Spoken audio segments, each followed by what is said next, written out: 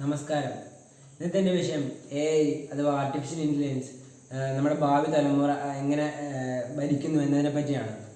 നമുക്ക് എല്ലാവർക്കും അറിയാം, ഇന്ന് നമ്മൾ മനുഷ്യർ മാത്രമല്ല നമ്മളെ നയിക്കുന്നത്. നമ്മൾ മനുഷ്യരും അതുകൂടാതെ ആർട്ടിഫിഷ്യൽ മെഷീനും എല്ലാം ഒന്നിച്ചാണ് ഇന്ന് ലോകം നയിക്കുന്നത് എന്ന് നമുക്ക് എല്ലാവർക്കും അറിയാവുന്ന കാര്യമാണല്ലോ. നമുക്കറിയാം,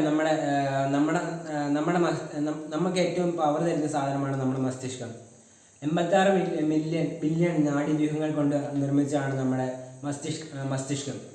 അപ്പോൾ അത്രയും പവർഫുള്ളായ ഒരു സാധനമാണ് നമ്മുടെ മസ്തിഷ്കം. പണ്ടത്തെ കാലത്ത് നമുക്ക് ഫിസിക്കലി സ്ട്രെങ്ത് ആയിരുന്നു ഏറ്റവും വേണ്ടത്. പിന്നീട് അത് ബുദ്ധിയും, പിന്നീട് അതെങ്ങനെ നമ്മൾ ചിന്തിക്കുന്നു നമ്മൾ എങ്ങനെ ചിന്തിക്കുന്നു, എന്തൊക്കെ നമ്മൾ നിർമ്മിക്കുന്നു എന്നുള്ള രീതിയിലേക്ക് നമ്മൾ എത്തിയിരിക്കുന്നു. ഇന്നത്തെ കാലത്ത് വരാൻ സാധ്യതയുള്ള ഒരു ചോദ്യമാണ്. നമുക്കറിയാം, നമ്മളെപ്പോലെ തന്നെ ഇപ്പോൾ ആർട്ടിഫിഷ്യൽ ഇൻ്റലിജൻസ് അഥവാ നിർമ്മിത ബുദ്ധിയും അത്രയും ചിന്തിക്കാനുള്ള ശേഷി എത്തിയിരിക്കുന്നു. അപ്പോൾ നമ്മുടെ ബുദ്ധിയെ റീപ്ലേസ് ചെയ്യാൻ കഴിവ് ഇന്ന് ആർട്ടിഫിഷ്യൽ ഇൻ്റലിജൻസിന് ആയി കഴിഞ്ഞിരിക്കുന്നു എന്നുള്ളതും ഒരു കാര്യം തന്നെയാണ്.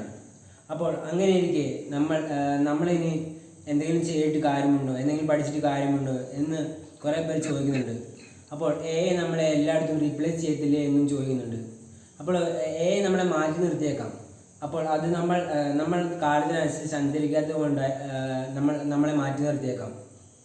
പിന്നെ കുട്ടികൾക്കുണ്ടാകുന്ന ചോദ്യമാണ്, ഞാൻ എന്ത് പഠിക്കണം, എൻ്റെ ഭാവി എന്താവും എന്നുള്ളതൊക്കെ. അപ്പോൾ ഇവിടെ നമ്മൾ നോക്കുകയാണെങ്കിൽ, ഇവിടെയാണ് നമ്മുടെ മസ്തിഷ്കത്തിൻ്റെ കഴിവ് നമ്മൾ പറയുന്നത്. അപ്പോൾ നമ്മൾ പഠിക്കുന്നതിലല്ല എല്ലാ കാര്യം, നമ്മൾ എങ്ങനെ പഠിക്കുന്നു എന്നതിലാണ് കാര്യം. അപ്പോൾ ഇപ്പോൾ നമ്മൾ നോക്കുകയാണെങ്കിൽ, നമ്മൾ ആർട്ടിഫിഷ്യൽ ഇൻ്റലിജൻസിനെ എങ്ങനെയൊക്കെ ഉപയോഗിക്കുന്നു, എത്ര രീതിയിൽ ഉപയോഗിക്കുന്നു എന്നതിലാണ് കാര്യം. അത് ഉപയോഗിക്കാൻ പഠിച്ചവർ പിന്നീട് മുൻപോട്ട് കയറി പോകും. അപ്പോൾ ഇങ്ങനെയാണ് കാര്യങ്ങളൊക്കെ പോകുന്നത്. അപ്പോൾ നമുക്കറിയാം, ഇന്ന് ആർട്ടിഫിഷ്യൽ ഇൻ്റലിജൻസ് എത്രത്തോളം നമ്മളെ ഭരിക്കുന്നുണ്ടെന്ന്. അതായത് ഇന്ന് നമുക്ക് ഏറ്റവും ഉപകാരപ്പെടുന്ന ആർട്ടിഫിഷ്യൽ ഇൻ്റലിജൻസിൻ്റെ ഉപകാരം എന്താണെന്ന് വെച്ചാൽ, നമുക്കറിയാം നമുക്ക് എത്ര ആക്സിഡൻ്റാണ് റോഡിലൊക്കെ സംഭവിക്കുന്നത്.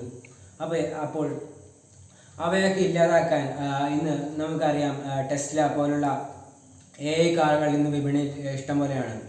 അതിന്ന് ചൈനയിലൊക്കെ ധാരാളം കണ്ടുവരുന്നുമുണ്ട്. അപ്പോൾ നമ്മൾ മനുഷ്യരുടെ അശ്രദ്ധ കാരണം ഉണ്ടാകുന്ന കുറേ അപകടങ്ങൾ ഈ മെഷീൻ കാരണം ഇല്ലാതാകും.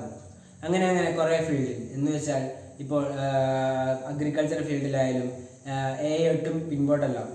അപ്പോൾ ആ ഫീൽഡിലായാലും നമുക്ക് ഇപ്പോൾ ഉദാഹരണത്തിന് നമ്മുടെ നെല്ലിൻ്റെ വിളവ്, കാലാവസ്ഥ റിപ്പോർട്ട് എന്നിങ്ങനെയൊക്കെ ധാരാളം ഡാറ്റകൾ നമുക്ക് ഇന്ന് AI വഴി ലഭിക്കുന്നതാണ്. പിന്നെ അങ്ങനെ ഇഷ്ടംപോലെ മേഖലകളിലാണ് ഇന്ന് AI എത്തി നിൽക്കുന്നത്. അപ്പോൾ എന്ന് പറഞ്ഞുകൊണ്ട് ഞാൻ എൻ്റെ പ്രസംഗം നിർത്തുന്നു.